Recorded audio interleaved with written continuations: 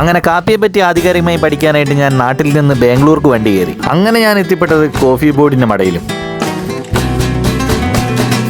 ഇവിടെ എത്തിപ്പെട്ടപ്പോഴാണ് എനിക്ക് മനസ്സിലായത് കോഫി ജസ്റ്റ് ഒരു ഡ്രിങ്ക് മാത്രമല്ല, അതിലൊരു സയൻസ് ഉണ്ട്. എത്ര വെറൈറ്റി കോഫികളാണ്, അതുണ്ടാക്കാനായിട്ട് പലതരത്തിലുള്ള മെഷീൻസും, എല്ലാറ്റിനും ഉപരി ശ്രദ്ധിക്കാനും അറിയാനും ഒരുപാട് കാര്യങ്ങൾ.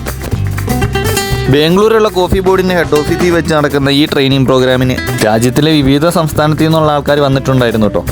കഫേ കൺസെപ്റ്റർ എന്ന് പറഞ്ഞ ട്രെയിനിങ് പ്രോഗ്രാമാണ് ഞാനിവിടെ അറ്റൻഡ് ചെയ്തത്. കുറേ നാളായിട്ട് വിചാരിക്കുന്ന കാര്യമായിരുന്നു ഇതൊന്ന് അറ്റൻഡ് ചെയ്യണമെന്ന്. അങ്ങനെ അത് നടന്നു.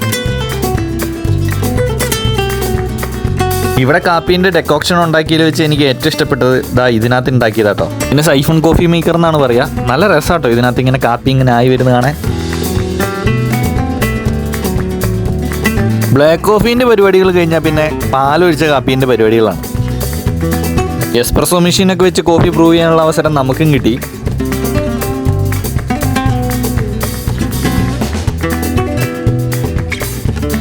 ഇത് ഞങ്ങളെ പഠിപ്പിക്കാൻ വന്ന ആൾ ചെയ്താട്ടോ. മൂപ്പരൊരു സംഭവമായിരുന്നു. അങ്ങനെ ഉണ്ടായിരുന്ന ആ സ്കില്ലെല്ലാം വെച്ച് എസ്പ്രസോ മെഷീനിൽ ഞങ്ങളെല്ലാം കൂടി പൈറ്റ് ചെയ്ത് വെച്ച ഐറ്റംസാണ് ഈ കാണുന്നത്.